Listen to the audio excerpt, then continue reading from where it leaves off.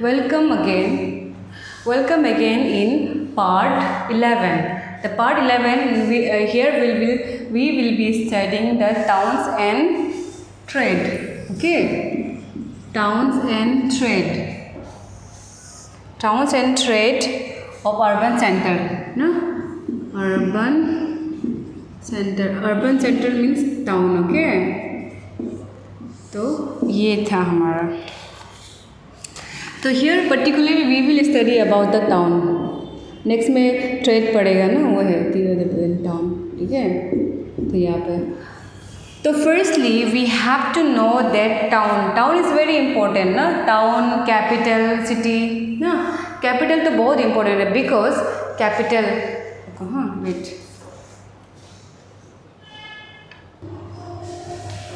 Okay.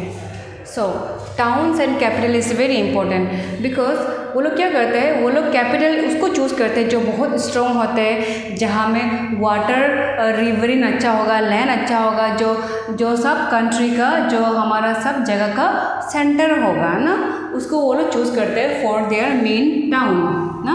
Town is very important. So यहाँ पे here will we see that in 6th century BC में क्या हुआ, इसमें क्या हुआ हमारा, इन दिस पर्टिकुलर पीरियड हमारा टाउन्स का डेवलपमेंट होना शुरू कर दिया था. ठीक है, urban centre in this 6th century BCE में अर्बन सेंटर्स वर डेवलप्ड. ठीक है, अर्बन सेंटर जो क्या हुआ, डेवलप्ड हुआ. तो वही बात है यहाँ में हमारा 6th century में ये अर्बन सेंटर ना, urban center means towns develop होना शुरू हुए. तो there were many towns, different types of towns ना. There were different types of towns. तो वो लोग देखो, वो लोग टाउन्स को बहुत इंपॉर्टेंट मानता था. हुआ है क्योंकि टाउन हमारा अगर प्रोडक्टिव रहेगा, टाउन अगर हमारा अच्छे से रन करेगा, तो ही क्या होगा, हमारा जो एम्पायर है ना वो प्रॉस्पर करेगा, वो आगे बढ़ेगा. सो अकॉर्डिंग टू देम ऐसा था कि वो लोग डिफरेंट टाउन बना के रखा था और टाउन को ज़्यादा स्ट्रॉन्ग बनाने के लिए. सो डिफरेंट टाउन में से सबसे ज़्यादा नंबर 1 कौन सा क्या टाउन हो सकता है हमारा, administrative town. Administrative towns. Number 2 will be military towns. Military towns. Number 3 will be religious town.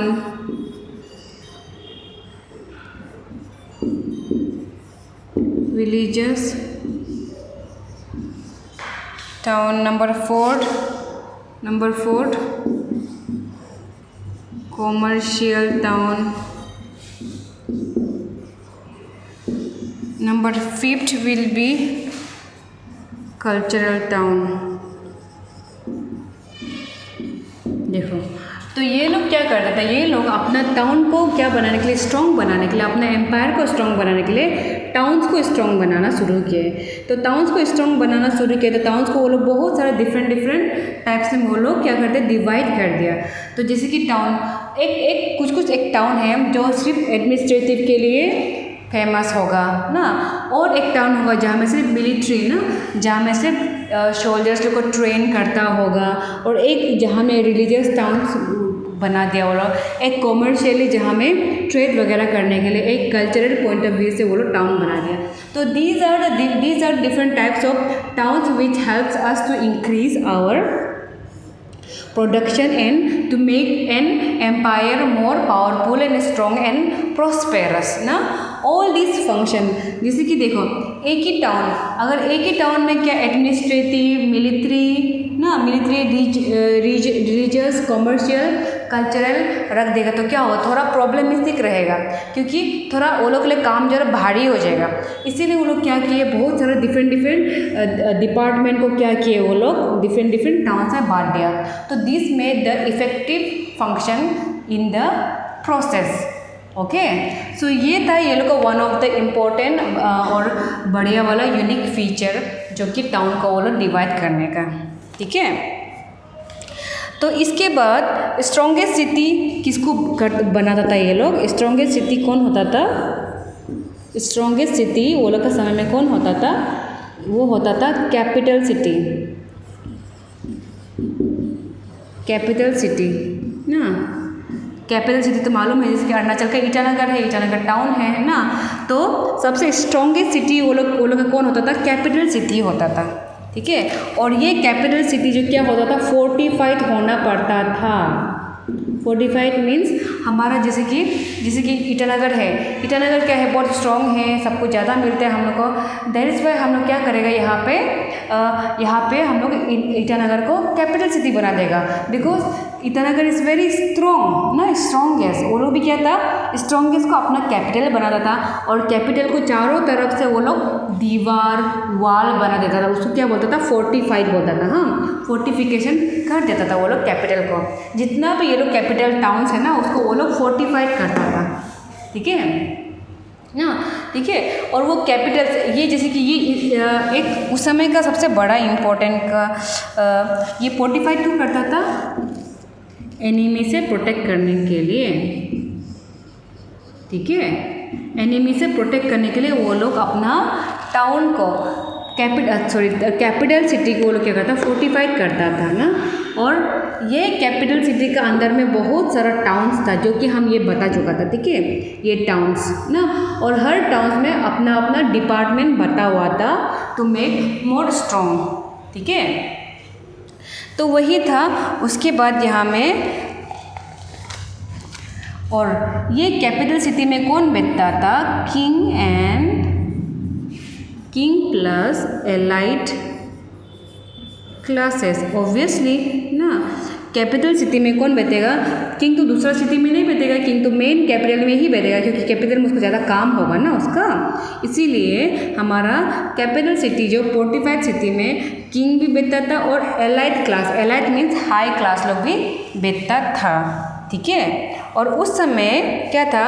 हमारा जो ये कैपिटल होता था वो लैंड प्लस सी दोनों का सामने होता था, बिकॉज ये कैपिटल सिटी को हम बोला था ना, कैपिटल सिटी को एकदम मिडिल में होने आपका मिडिल, जैसे कि ये आपका क्या है? एक सिटी है, टाउन है ना। तो कैपिटल आपका यहाँ होना पड़ेगा, capital. Why? To run, to function, सबको अच्छा से और सेम से फंक्शन कर सकने के लिए, ठीक है। सबको फंक्शन आराम से करने, क्योंकि वो अगर ये जो यहाँ हो गया कैपिटल, तो क्या इसका देखो ये ज़्यादा आसान हो जाएगी, थोड़ा दूर हो जाएगा ना फंक्शन करने के लिए। तो इसीलिए क्या करता था वो लोग बीच में ज़्यादातर वो लोग क्या करता? अपना सिटी बनाता था, अपना कैपिटल सिटी बनाता था। और ये कैपिटल सिटी क्या होता था? बहुत स्ट्रॉन्ग होता था। और उस समय क्या था? ये लैंड और सी ना, लैंड और सी का सामने वाला में वो लोग अपना कैपिटल को बना के रखता था, ठीक है। तो वही था। और उसके बाद हमारा यहाँ में इम्पोर्टेंट कैपिटल सिटी उस समय का कौन सा था? पाटलिपुत्र। जैसे कि फॉर एग्जांपल पाटलिपुत्र क्या था? One of the strongest capital city during that time. और ये क्या था? ये रिवर गंगा वगैरह का सामने में था, ठीक है। तो वो था। उससे पता चलता है कि वो लोग क्या करते हैं, वो लोग कैपिटल सिटी को बहुत मायने रखता था, बिकॉज कैपिटल सिटी अगर स्ट्रांग रहेगा तभी वो लोग का एम्पायर जो बचेगा ना। तो वो था। और हम लोग क्या पढ़ेगा इसका सोर्स, हम लोग को कौन सा ऐसा इम्पोर्टेंट सोर्स ना, सोर्स मीन्स सबूत से पता चलता है कि उस समय वो लोग कैपिटल सिटी किसको चुनता था, कैपिटल सिटी में क्या करता था, उसको हम लोग अभी देखेगा। वो सोर्स, हाँ सोर्स को बोलते हैं। हाँ okay, now will study the sources. Okay, जैसे कि कुछ सोर्सेस है वो हम लोग को क्या बताते हैं, कुछ जो रूलिंग क्लासेस है ना, जो रूलिंग क्लासेस है वो लोग क्या करते हैं, वो लोग ये टाउन में बैठते हैं। तो वो क्या क्या सोर्सेस हैं? नंबर 1 हमारा art facts. Okay, ARTE FACTS। Art facts क्या है हमारा? आर्ट फैक्ट्स ये जो हैंडमेड जो कुछ आर्ट्स बनाता है ना, पिक्चर्स वगैरह बनाते हैं ना, तो वो सब है जो कि हाथ से पॉट वगैरह, ज्वेलरीज वगैरह ना, पॉलिश, वेपन्स, टूल्स, वो सब बनाते हैं ना अपना जो हाथ से खुद से, उसको बोलते हैं आर्ट फैक्ट्स। हमें बहुत सारा आर्ट फैक्ट्स मिला है कुछ जगह से, कुछ कैपिटल सिटी से, जैसे कि मथुरा हो गया, पाटलिपुत्र हो गया, ये सब से हमको बहुत सारा आर्ट फैक्ट्स मिले जो हम लोग को बताते हैं कि रूलिंग क्लासेस लोग वो कैपिटल सिटी में रहता था बोल के ना, ठीक है। तो वो सब जो आर्ट फैक्ट्स मिले वो सब क्या है हमारा? पोट्री। सबसे पहले पोट्री मिला है, फिर नेक्स्ट फिर बाउल्स हो गया, टूल्स हो गया ना, और वेपन्स, WEAPONS, वेपन्स हो गया, डिशेस हो गया, ये सब बताएगा क्या है, और पॉलिश वेयर हो गया, और वेसल्स हो गया, एंड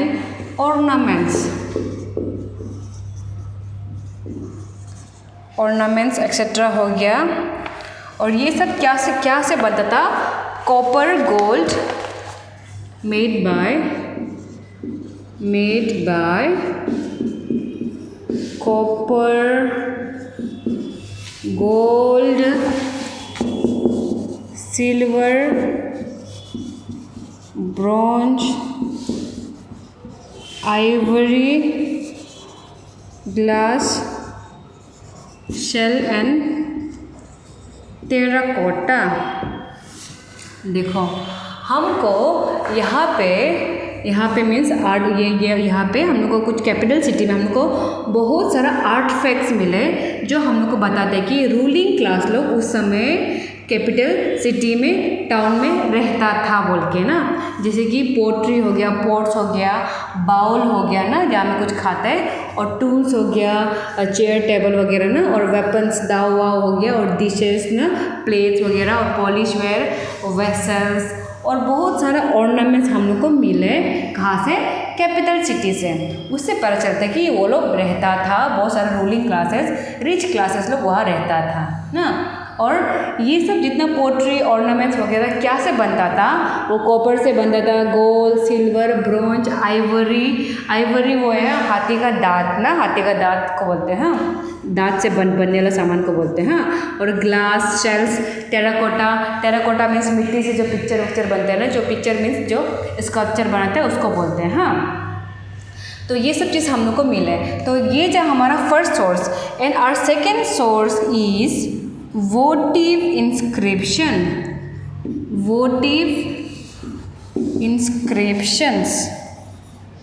ये वोटिव इंस्क्रिप्शन क्या है हम आपको बताएगा, ठीक है। ये वोटिव इंस्क्रिप्शन भी एक ऐसा इंस्क्रिप्शन है, एक ऐसा सोर्स है जो हम लोग को बताता है कि रूलिंग क्लास लोग बैठता था कहाँ में? Lives in capital city. Okay, तो ये क्या है? और ये वोटिव इंस्क्रिप्शन क्या है आगे बताएगा, लेकिन उससे पहले हमने ये जाना है कि वोटिव इंस्क्रिप्शन कब आया है? वो आया है 2nd सेंचुरी BCE में आया है, ठीक है। और एक्चुअली ये वोटिव इंस्क्रिप्शन क्या है? ये जो सबसे पहले एक रिकॉर्ड्स है, records of those gifts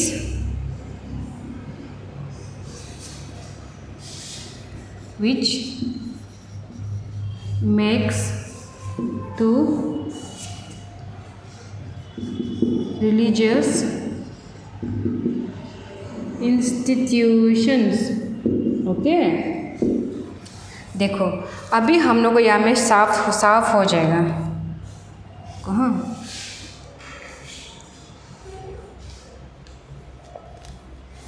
तो तो देखो यहाँ पे ये votive inscription is also one of the main source which tells us about the ruling class which were state in the capital city. Okay, तो रूलिंग क्लास, तो इसमें ये सेकेंड सेंचुरी में हम लोग को वोटिव इंस्क्रिप्शन देखने को मिले। और वोटिव इंस्क्रिप्शन क्या है, ये एक काइंड ऑफ रिकॉर्ड है जो किसी को गिफ्ट देता था। जैसे कि आपको हम गिफ्ट दिए तो हम लोग कुछ एक रिकॉर्ड बनाए ना, जैसे कि ये है, ये हमारा एक कुछ है जिसमें हम लोग लिखा है, हम लोग आप इसको जैसे कि ये मेरे पास है, हम आपको गिफ्ट दे रहे हैं तो हम मेरा इन्फॉर्मेशन यहाँ लिखते हैं, या मैं डोनर का नाम और डोनर का एड्रेस और डोनर का ऑक्यूपेशन लिखता था। तो ये जो क्या होता था, ये हम किसको देता था, ये एज ए गिफ्ट देता था, किसको, रिलीजियस इंस्टीट्यूशन को। अगर हम रिलीजियस इंस्टीट्यूशन को कोई गिफ्ट दे रहे हैं तो क्या होता, ये जो हम लोग एक रिकॉर्ड, एक हम लोग वोटिव इंस्क्रिप्शन बनाता था, ताकि to keep that records, and that record is called votive inscription. Okay, तो votive inscription is a record of those gifts which makes to religious institutions ना।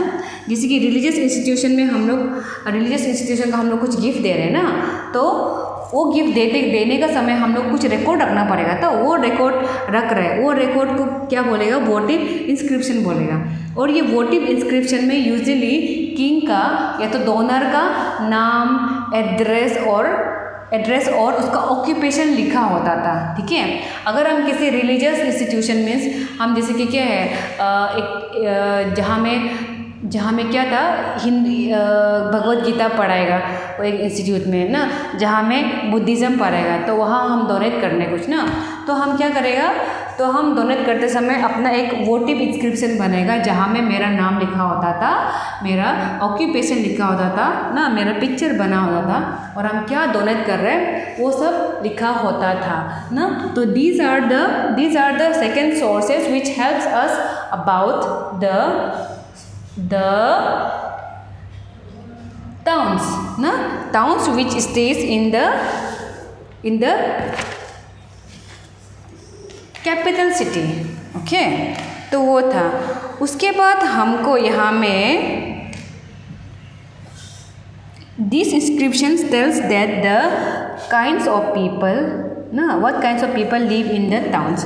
तो हमारा जो इंस्क्रिप्शन है, जो कि आर्टिफैक्ट्स और वोटिव इंस्क्रिप्शन है, ये हमको क्या बताता है, ये हमको ये बताता है कि उस समय टाउन्स एंड सिटीज़ में what kind of people use to stay ना, टाउन्स में किस तरह का इंसान लोग रहता था ना, वो हम लोग को इन्फॉर्मेशन देता है। जैसे कि एक एग्जांपल है हमारा गिल्ड ना, इसको पहले वाइप कर देगा।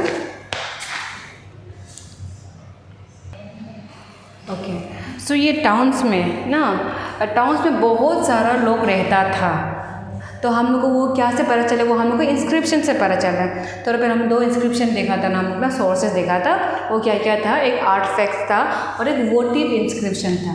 तो टाउन्स में हम लोग को बहुत सारा पीपल देखने को मिलते हैं। उस समय वो कौन सा पीपल्स लोग हैं, जैसे कि वो क्या है, वीवर्स हो गया ना, वीवर्स हो गया हमारा, और कारपेंटर्स हो गया, कारपेंटर्स, और पोटर्स, पोट बनाने वाला, गोल्डस्मिथ और ब्लैक स्मिथ्स,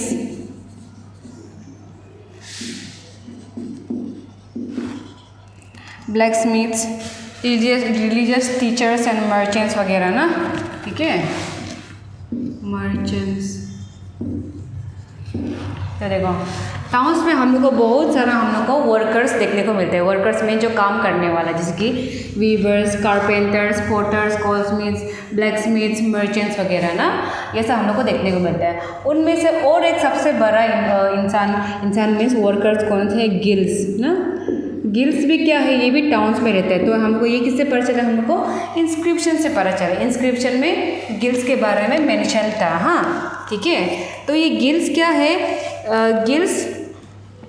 गिल्ड्स जो हम लोग को इंस्क्रिप्शन से पता चला है। और गिल्ड्स जो क्या है, एक एसोसिएशन और ऑर्गेनाइजेशन है, एसोसिएशन और एक ऑर्गेनाइजेशन है जो क्या करते हैं, जो क्राफ्ट प्रोडक्शन करते हैं, जो क्राफ्ट प्रोडक्शन करते हैं। ठीक है, ये हमारा जो गिल्ड क्या है, एक मर्चेंट्स है ना, एक मर्चेंट्स है जो एक वो लोग कुछ एसोसिएशन है, कुछ ऑर्गेनाइजेशन है जो क्राफ्ट प्रोडक्शन करते हैं। रॉ मटेरियल्स को वो लोग फिनिश गुड्स बनाते हैं। जैसे कि क्या करते हैं, गिल्ड्स जो रॉ मटेरियल्स लाते हैं। रॉ मटेरियल्स मीन्स जो अभी बना नहीं। जैसे कि गिल्ड्स लोग क्या करेगा, गिल्ड्स लोग विलेज से कॉटन लेके आएगा, रॉ कॉटन लेके आएगा ना, तो रॉ कॉटन लेके आएगा, रॉ मटेरियल्स, उसको फिर क्या करेगा, उसको फाइनली वो लोग फिनिश गुड्स बना देगा। फिनिश गुड्स बना देगा में से उसको रस्सी बना देगा या तो कपड़ा बना देगा ना, और ऐसा करके वो लोग एक्सपोर्ट करता था। तो ये काम था गिल्ड्स का। गिल्ड्स यूजुअली ट्रेडर्स लोग था। हाँ, ठीक है, तो गिल्ड्स का काम ये था, वो लोग प्रोडक्ट्स को रेगुलेट करता था। वो लोग रॉ मटेरियल्स को वो लोग रेगुलेट करके वो लोग फिनिश प्रोडक्ट्स बनाता था, और फाइनली वो लोग मार्केट में पहुंचा देता था सामान को। ठीक है, guilds were the those association और organisation which turn the raw material into finish goods and then they sell it to market. Okay, guilds are those people. तो वही हम लोग को यहाँ में जानना है। और ऐसा कहा जाता है कि यहाँ पे गिल्ड्स होना बहुत ऑनर का काम है। एक गिल्ड का मेंबर होना, ये गिल्ड क्या है, एसोसिएशन है, तो इसका तो बहुत सारा आदमी आएगा। तो ऐसा कहा जाता है कि गिल्ड का मेंबर होना बहुत ऑनर का बात था ना। क्यों बोलने से, ये गिल्ड में जो आदमी जो वर्कर्स होता था ना, तो वो लोग क्या था, वो लोग बहुत स्किल्ड वर्कर्स मानता था वो लोग को ना। वो लोग को ऐसा वैसा वर्कर नहीं, बहुत स्किल्ड वर्कर मानता था। इसलिए वो लोग ये बिलीव करता था कि हम गिल्ड का मेंबर होना क्या है, एक बहुत ऑनर का काम है, ऑनर का बात है ना। तो यही था, गिल्ड को बहुत वो लोग हाई स्टेटस, गिल्ड का मेंबर होना बहुत वो लोग हाई स्टेटस मानता था, क्योंकि इसका काम जो बहुत क्या था, बहुत स्किलफुल वाला था, बहुत अच्छा वाला काम था ना, मीन्स बहुत दिमाग वाला काम था बोल के, इसलिए लोग इसको मानता था हाई वाला। ठीक है, तो यही था हमारा थोड़ा टाउन्स के बारे में। तो इसके बाद आगे हम लोग, ये टाउन्स का तो पढ़ चुका है हम लोग, अभी ट्रेड के बारे में पढ़ेगा, ट्रेड ना। ओके, नाउ हम लोग टाउन्स के बारे में पढ़ लिया, तो अभी हम लोग ये ट्रेड पे आएगा। तो यूजुअली उस समय during this particular period the trade was control by the kings ना। Trade was control by the kings. तो किंग्स ऐसा होता था, वो लोग बहुत क्या था, कनिंग था। वो लोग हर चीज़ में अपना प्रॉफिट देखता था, वो देखना ही पड़ेगा ना वो लोग को। तो इसमें ऐसा था, तो किंग जो क्या था, बहुत सारा land route and sea route. तो किंग क्या था, land route and sea route का मालिक था ना। तो जितना भी मर्चेंट्स लोग और बाहर से जो ट्रेड करने वाला लोग आएगा, तो वो लोग क्या होता था, वो लोग को किसका परमिशन लेना पड़ता था, किंग का परमिशन लेना पड़ता था। बदले में किंग को वो लोग क्या देना पड़ता था, टैक्स पे करना पड़ता था। तो जैसे कि फॉर एग्जांपल यहाँ में किंग है ना, किंग तो क्या है, सब चीज़ का मालिक है। तो यहाँ में मर्चेंट्स है, मर्चेंट्स मीन्स ट्रेडर्स। तो ट्रेडर्स को यहाँ में ट्रेड करने के लिए, यहाँ में ट्रेड है, हाँ, ट्रेडर्स को ट्रेड करने के लिए क्या क्या करना पड़ता है, किंग का परमिशन लेना पड़ेगा।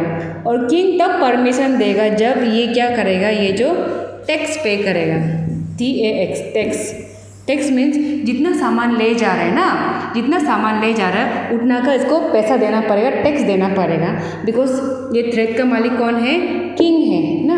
तो टैक्स देना पड़ता था, और रास्ता का फ़ी देना पड़ता था। जैसे कि कहीं में गेट बना दे, वो गेट से एंट्री करने के लिए गेट फ़ी लेता था ना। ये सब चीज़ को किंग जो लेता था, किससे, मर्चेंट्स लोग से। ठीक है, तो ये भी क्या था, ट्रेड का एक प्रोसेस था। ठीक है, तो वही था, यहाँ में टैक्स कलेक्ट करता था वो लोग। और बहुत सारा वो लोग क्या था, रॉ मटेरियल्स और फिनिश गुड्स ये मर्चेंट्स लोग यहाँ से रॉ मटेरियल्स और फिनिश्ड गुड्स यहाँ ले जाता था और इसका बदले किंग को क्या देना पड़ता था, यहाँ में वो लोग को टैक्स पे करना पड़ता था ना। तो वही था। तो उसके बाद यहाँ में ऐसा कहा जाता है कि ये ट्रेड जो सिर्फ वो लोग का अपना स्टेट में कन्फाइन नहीं था।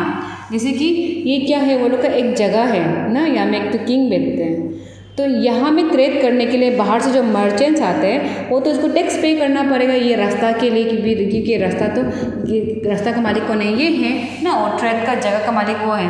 लेकिन ये सिर्फ अंदर भी करता था, लेकिन ये आउटसाइड ऑफ द कंट्री भी क्या करता था, ट्रेड करता था, आउटसाइड ऑफ एम्पायर। ठीक है, तो हम लोग ओवरऑल हमको ये जानने की वो लोग सिर्फ अपना ही जगह में ट्रेड कन्फाइन नहीं था, वो लोग बाहर से भी सामान लाता था और बाहर से भी सामान देता था, एक दूसरे को एक्सपोर्ट इंपोर्ट करता था। एक्सपोर्ट मीन्स यहाँ से हम वहाँ बेचता था, इंपोर्ट मीन्स वहाँ से यहाँ आता था। ठीक है, तो ये सब चीज़ भी करता था। और हम लोग को यहाँ में एक चीज़ एग्जाम्पल जानने को मिले, वो लोग रोमन किंगडम ना, ये जो रोमन एम्पायर है,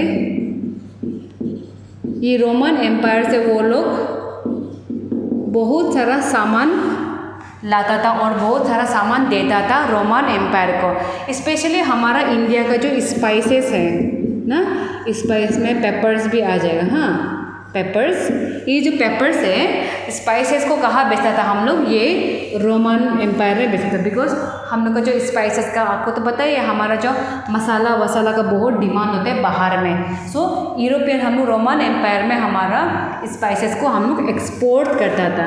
नॉट ओनली स्पाइसेस, और बहुत सारा चीज़ है जिसको हम लोग क्या करते हैं, हमारा किंगडम से ये रोमन एम्पायर एक्सपोर्ट करता था ना। ठीक है, तो ये हम लोग को जानना है। और इनमें से बहुत सारा प्रोडक्ट है, जैसे कि यहाँ में क्या हो गया, सॉल्ट, क्लॉथ, कपड़ा और स्टोन ना, अच्छा स्टोन हो गया। बहुत सारा चीज़ हम लोग कहाँ से, अपना जगह से हम लोग रोमन एम्पायर में बेचता था। ठीक है, इससे हम लोग को ये पता चलता है कि we are not confined in our place only, we use to means they used to trade between the outsiders also। okay, तो ये था हमारा ट्रेड। और वो लोग क्या था, ट्रेड यूजुअली बुलोक कार्ट्स वगैरह से ले जाता था ना, और उस समय इतना गाड़ी अवेलेबल नहीं था ना, बुलोक कार्ट्स वगैरह से भी ले जाता था, और किसी एनिमल्स का वो लोग ना, एनिमल्स का बैक पे भी ले जाता था। ये सब हम लोग को देखने को मिला है ना।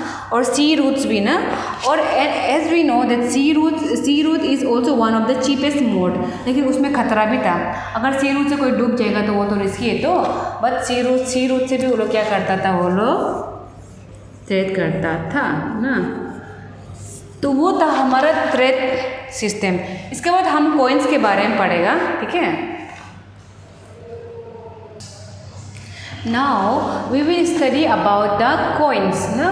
Coins is also one of the important factor which helps us to understand about their time।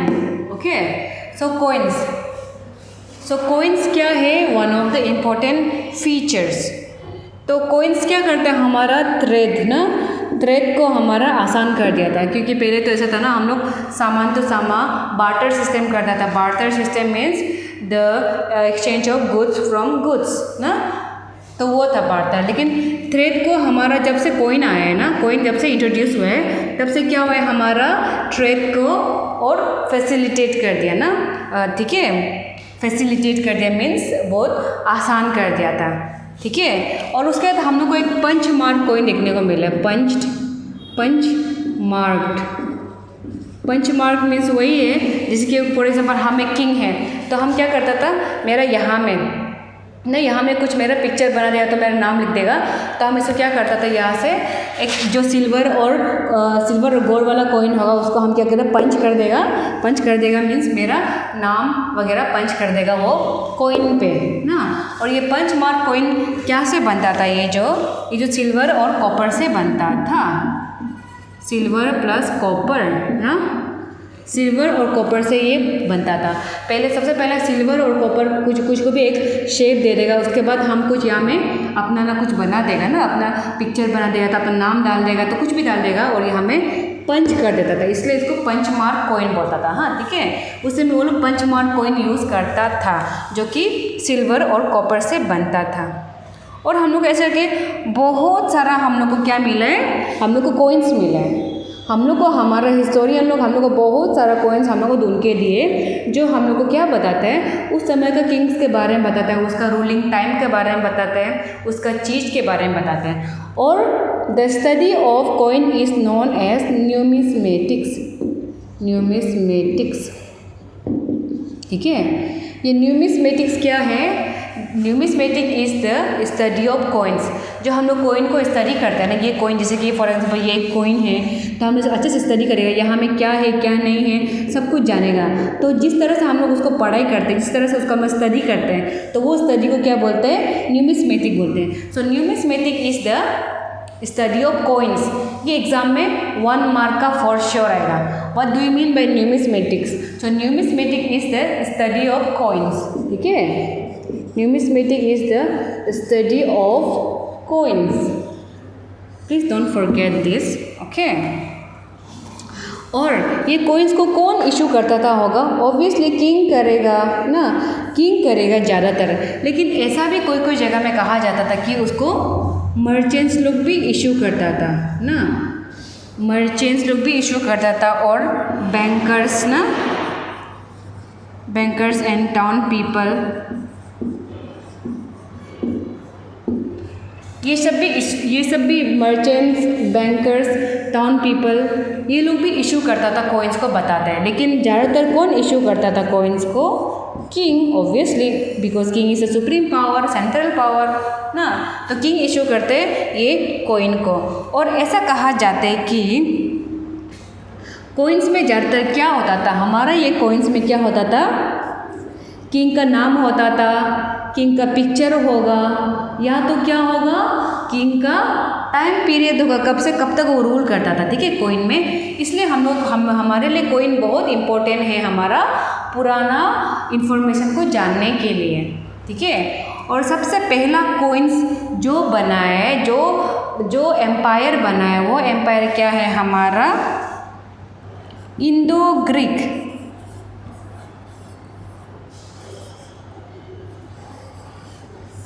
Indo-Greeks were the people who were first made the coins ना।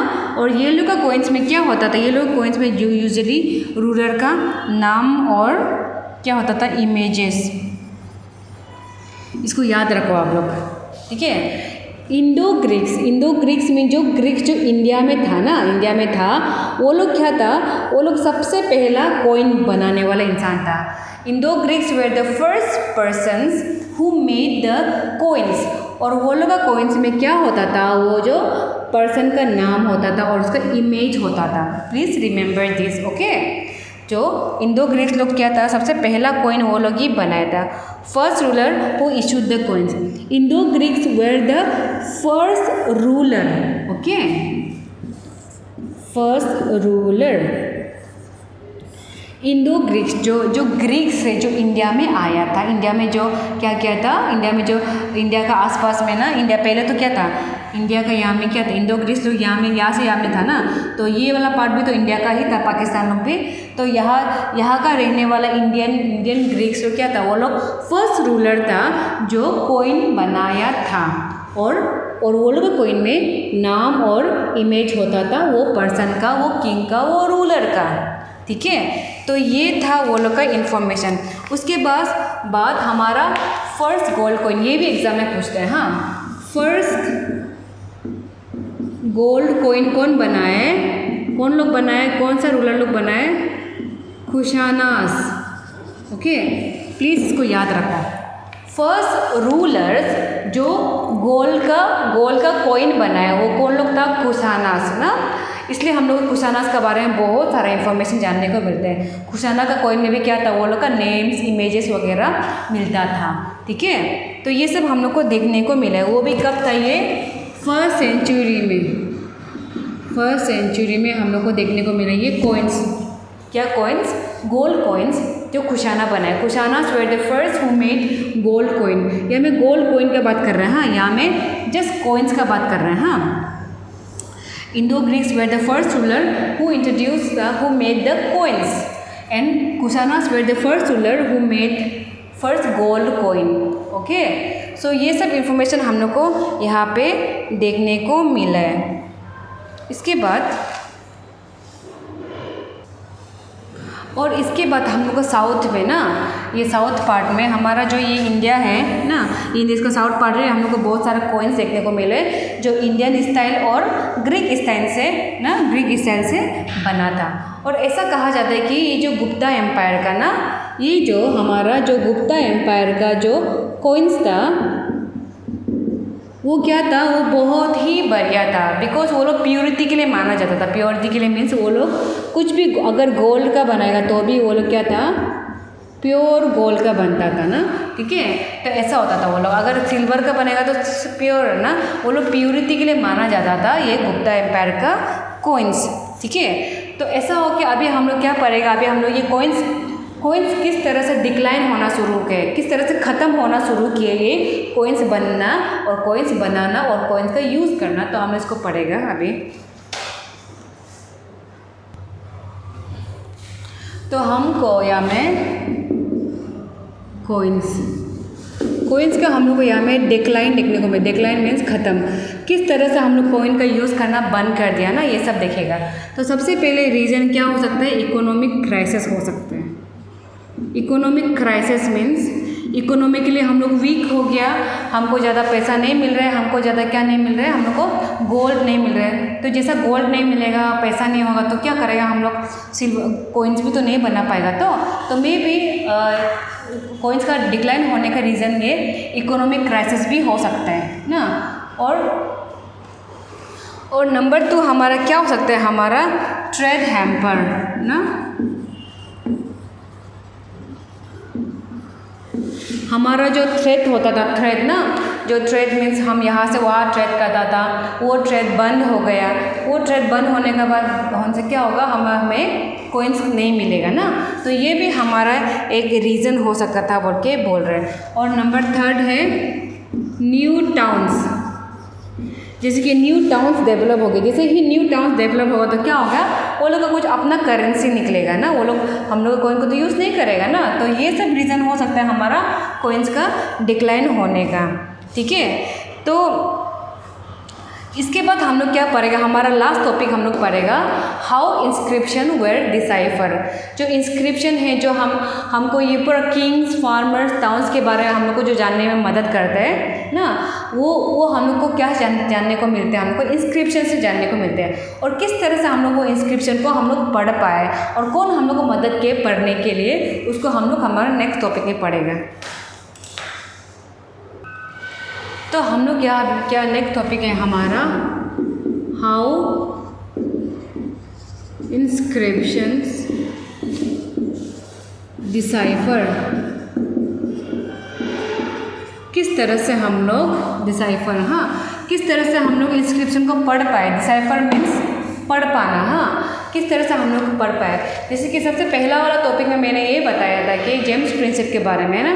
जेम्स प्रिंसेप हम लोग को ये इन्फॉर्मेशन दिए हम लोग को कि हम लोग का पहले का एक इंस्क्रिप्शन था, ओल्डेस्ट इंस्क्रिप्शन, सॉरी, वो ओल्डेस्ट इंस्क्रिप्शन को हमारा जो जेम्स प्रिंसेप है वो पढ़ा था ना। जैसे ही वो उसको पढ़ा है, वो पढ़ने के बाद according with the help of him हम लोग उस समय का ये टाइम पीरियड का किंग्स, फार्मर्स एंड टाउन्स के बारे में हम लोग को पता चला है ना। तो जेम्स प्रिंसेप क्या है, एक जेम्स प्रिंसेप डिसाइफर क्या है, किस को डिसाइफर ब्राह्मी एंड खरोस्ती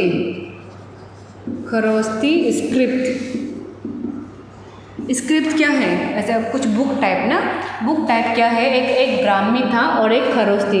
ये दोनों बुक टाइप स्क्रिप्ट को क्या कि जेम्स प्रिंसेप जो हम लोग को डिसाइफर किए, मीन्स हम लोग को बताया, पढ़ के उसका मीनिंग के बारे में हम लोग को बताया है, ठीक है। सबसे पहले हम लोग ब्राह्मी का पढ़ेगा। ब्राह्मी स्क्रिप्ट है जिसको जेम्स प्रिंसेप जो ट्रांसलेट किए हम लोग को ना, तो उनमें से सबसे पहले क्या है हमारा ब्राह्मी में क्या है अशोकन इंस्क्रिप्शन हम लोग को देखने को मिला है। अशोकन इंस्क्रिप्शन मीन्स अशोका का बारे में बहुत सारा इन्फॉर्मेशन हम लोग को देखने को मिले हैं। अशोका को किस तरह से वो लोग टाइटल दिया था, प्रिया दासी ना, ये सब टाइटल ये वगैरह हम लोग को देखने को मिले उस समय।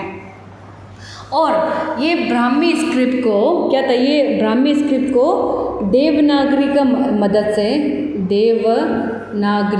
देवनागरी क्या है, एक हिंदी स्क्रिप्ट है, एक हिंदी स्क्रिप्ट है। With the help of this Hindi script हम लोग क्या किए, with the help of this Hindi script Devanagari plus with the help of pandit हम लोग क्या किए, हम लोग ब्राह्मी स्क्रिप्ट को डिकोड किए ना। ये देवनागरी जो कि एक हिंदी बुक टाइप है, वहाँ में जो जैसे कि वहाँ ये देवनागरी में जैसे कि ए को ऐसे लिखा है ना, ये जैसे कि अशोका लिखा है, फॉर एग्जाम्पल अशोका लिखा है, तो ब्राह्मी में भी अशोका को ऐसे लिखिएगा, ऐसे तरह कुछ ऐसे तरह का बना देगा ना, कुछ ऐसे तरह का बना। तो इससे हमको ये पता चला कि ये दोनों बोथ आर सेम।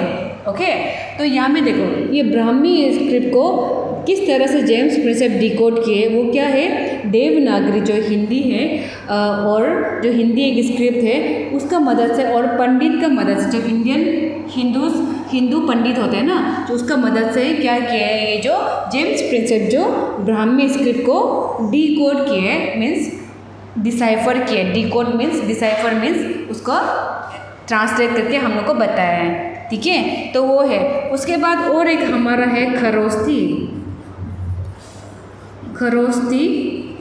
स्क्रिप्ट।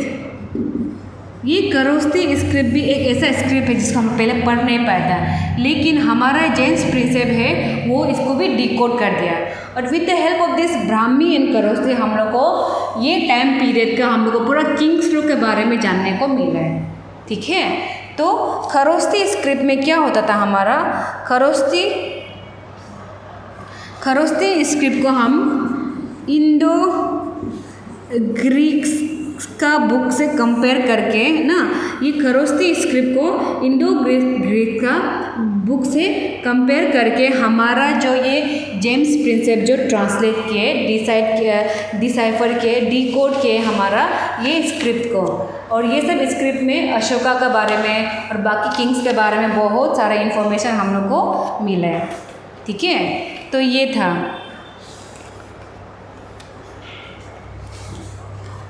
और देखो यहाँ पे जैसे कि खरोस्ती को और ब्राह्मी स्क्रिप्ट को डिसाइफर कर दिया।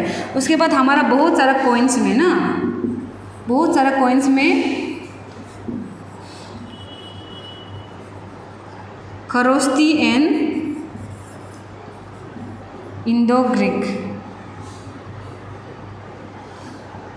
हमारा देखो ये खरोस्ती को हम लोग को डिसाइफर करने के लिए सबसे पहले हमारा जेम्स प्रिंसेप जो क्या किए, कोइंस को देखा है। और ये कोइंस में क्या है, खरोस्ती लैंग्वेज में और इंडो ग्रीक लैंग्वेज में कुछ लिखा हुआ था। तो उससे ये पता चलता है कि ए को ऐसे लिखा है और ए को एक तो जो ऐसा लिखा है ना, इससे हम लोग डिकोड कर पाया था। ठीक है, तो वो था। उसके बाद ओके, सो यहाँ में हम लोग को ये देखने को मिला। और फिर हमारा जो ब्राह्मी स्क्रिप्ट और जो खरोस्ती स्क्रिप्ट है, यहाँ पे जो अशोका को बहुत सारा टाइटल दिया, जैसे कि देवनाम, पिया दासी वगैरह दिया हुआ था ना। तो ये सब कौन डिकोड किए, हमारा जेम्स प्रिंसेप जो डिकोड किए ना। तो दीज आर द इंस्क्रिप्शंस। और इसके बाद हम लोग कुछ इंस्क्रिप्शन का कुछ लिमिटेशंस भी देखिएगा। ठीक है, वो लिमिटेशंस अभी हम लोग पढ़ेगा। यहाँ पे हमारा नेक्स्ट लास्ट टॉपिक है दिस चैप्टर का,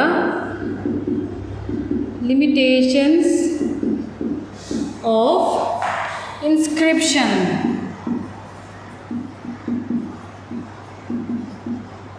और सबसे पहले हम ये बताना चाहते हैं कि स्टडी ऑफ इंस्क्रिप्शन को क्या बोलते हैं, epigraphy. Study of inscription is known as epigraphy.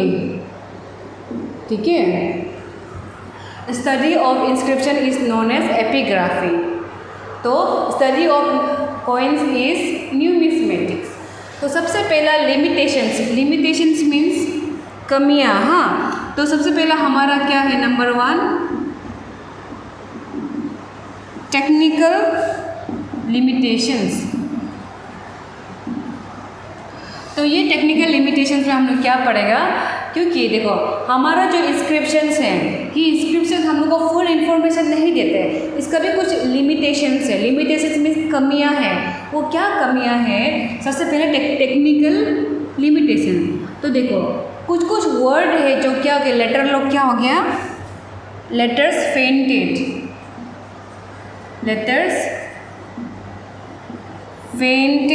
या उसको not clear, fainted means not clear को बोलते हैं। हाँ, और damage, missing, letters missing and limited in number. देखो सबसे पहले हमारा टेक्निकल में क्या हो गया, कुछ लेटर है हमारा जो इंस्क्रिप्शन से हम लोग को मिला है वो सब क्लियर नहीं था ना, क्लियर नहीं था तो हम लोग उसको पढ़ नहीं सकेगा। तो ये है हमारा लिमिटेशंस। और कुछ इंस्क्रिप्शन में क्या था, लेटर डैमेज था। जैसे कि ये हमारा इंस्क्रिप्शन है, यहाँ पे हम लोग कुछ लिखा है, द लिखा है, और यहाँ पे हम लोग कुछ दिखा है तो द इन ये थोड़ा दिखाई नहीं दे रहा है, मीन्स ये थोड़ा क्या है हमारा क्लियर नहीं है ना। और फिर उसके बाद क्या है, कुछ लोग क्या था, लेटर जो पूरा डैमेज हो गया था, और कुछ लेटर तो बीच से गायब भी था ना, और कुछ लेटर बहुत लिमिटेड था। तो ये सब क्या करते हैं, ये सब हम लोग को तकलीफ देते हैं, हम लोग को ये सब हम लोग को इन्फॉर्मेशन पढ़ने हम लोग को अच्छे से नहीं देते हैं। ठीक है, तो टेक्निकल लिमिटेशंस में ये आ जाएगा कि ये हमारा जो इंस्क्रिप्शन है वो हम लोग को फुल इन्फॉर्मेशन नहीं देते हैं, क्योंकि वो ज़्यादातर क्लियर नहीं था, और कुछ इंस्क्रिप्शन डैमेज हो गया था, और कुछ लेटर जो मिसिंग था, गायब था, तो हम लोग आगे का पढ़ नहीं पाए, और कुछ बहुत लिमिटेड था। तो these are the reasons which inscription is limited ना। ठीक है, और नेक्स्ट है uncertain meaning. Number 2 uncertain meaning.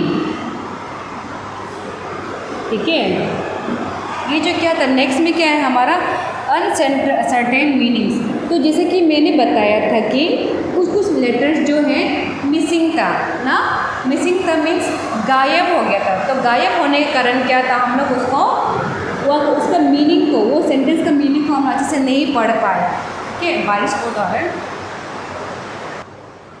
तो देखो यहाँ में बहुत सारा वर्ड जो क्या था, मिसिंग होने के कारण हम लोग को जो सेंटेंस जो हम लोग को इंस्क्रिप्शन में जो सेंटेंस देखा था, वो सेंटेंस जो अनसर्टेन था ना, वो सेंटेंस का वो सेम मीनिंग है बोल के हम लोग को क्या था, कंफर्म नहीं था, बिकॉज उसमें बहुत सारा वर्ड लोग मिसिंग था। हाँ, उसका नेक्स्ट है लैक ऑफ कोरोबोरेटिव फैक्ट्स। बहुत सारा हम लोग को आर्ट फैक्ट्स मिले ना, बहुत सारा हम लोग को आर्ट फैक्ट्स मिले और बहुत सारा आर्ट फैक्ट्स नहीं मिले, तो उससे क्या हुआ, हम लोग को बहुत सारा इन्फॉर्मेशन नहीं मिला। ठीक है, और इसके बाद नेक्स्ट है lack of significant information. Lack of significant information means जैसे कि पहले टाइम पीरियड के लिए जो इम्पोर्टेंट है वो आज के लिए इम्पोर्टेंट नहीं होगा, जो आज हमारे लिए इम्पोर्टेंट है जो पहले वाले में इम्पोर्टेंट नहीं होगा। इससे ये पता चलता है कि हम लोग को सिग्निफिकेंट अप्रोप्रिएट नॉलेज नहीं है कुछ भी इन्फॉर्मेशन का। ठीक है, क्योंकि हम तो ऐसा करते हैं ना, हमारा हिस्टोरियन लोग ऐसा करते हैं कि हम जो आज जो काम करते हैं, जैसे कि हम लोग क्या करते हैं, क्या बोलते हैं, कुछ पेन से लिखते हैं, तो उसी तरह वो टाइम पीरियड के पेन से लिखता था होगा, तो इस तरह से हम लोग कंपेयर करते हैं। लेकिन बहुत सारा कुछ चीज़ है जो क्या है हम लोग आज करते हैं, पहले नहीं करता था, पहले करते हैं, आज नहीं करते हैं ना। तो इससे क्या होता है, तो अनसर्टेन होता है हमारा सिग्निफिकेंट इन्फॉर्मेशन जो ना। ठीक है, तो वो होता है। उसके बाद हमारा कुछ फंडामेंटल प्रॉब्लम्स ना, फंडामेंटल प्रॉब्लम्स में फंडामेंटल प्रॉब्लम्स में जैसे कि क्या है, इकोनॉमिक, पॉलिटिकल, वो सब के बारे में मेंशन है ना। फंडामेंटल में बोले तो जितना भी इंस्क्रिप्शन है ये सब में हमारा, ये जितना भी इंस्क्रिप्शन है ये सब में हमारा fundamental problems means economically, socially, politically जितना भी कुछ है ना, तो वो सब के बारे में ज़्यादा मेंशन है। और जो जो चीज़ के बारे में मेंशन नहीं है वो क्या क्या है हमारा जैसे कि एग्रीकल्चर प्रैक्टिस और दुख तकलीफ़, ये सब के बारे में हमारा इन्फॉर्मेशन नहीं है हमारा इंस्क्रिप्शन में ना। तो ये भी हमारा एक प्रॉब्लम हो सकता है, लिमिटेशन हो सकता है हमारा इंस्क्रिप्शन को पढ़ने के लिए, ठीक है। तो ये सब इन्फॉर्मेशन क्या बताता है हम लोग को, ये सब लिमिटेशन हम लोग को ये बताता है कि दीज आर दैट इंस्क्रिप्शन जो हमारा फुल्ली हम लोग को इन्फॉर्मेशन नहीं देते हैं, but even though inscription give us the massive knowledge of that particular time period. With the help of this inscription only हम लोग क्या किए, उस समय का किंग्स लोग का बारे में, टाउन्स के बारे में, कोइंस के बारे में हम लोग पढ़ पाए ना। इंस्क्रिप्शन ना होता तो क्या होता, हम लोग कुछ भी नहीं पढ़ पाना था ना। और ऑब्वियसली इंस्क्रिप्शन था बट उसका भी क्या होगा, लिमिटेशंस होगा ना। उसका लिमिटेशंस होगा इन द सेंस मीन्स उसका भी कुछ जो, क्योंकि इंस्क्रिप्शन जो इतना पुराना है, कोई आधा टूटा होगा, कोई लेटर मिसिंग होगा, कोई लेटर जो क्या होगा इतना क्लियर नहीं होगा। तो these are the limitations of inscription. Even though inscriptions help us to understand about the system of this time period ना। So this is the end of our chapters ना, दिस चैप्टर। सो हम ये chapter में क्या क्या पढ़ा था उसका रिकॉल कीजिएगा बाद में, और कुछ प्रॉब्लम होने से please let me know. And in next time we will be dealing with next chapter, okay. Next chapter will be, वो बाद में पता चलेगा। तो ये चैप्टर को अच्छे से गो थ्रू कीजिए, अच्छे से पढ़िएगा, ठीक है। तो till then thank you so much.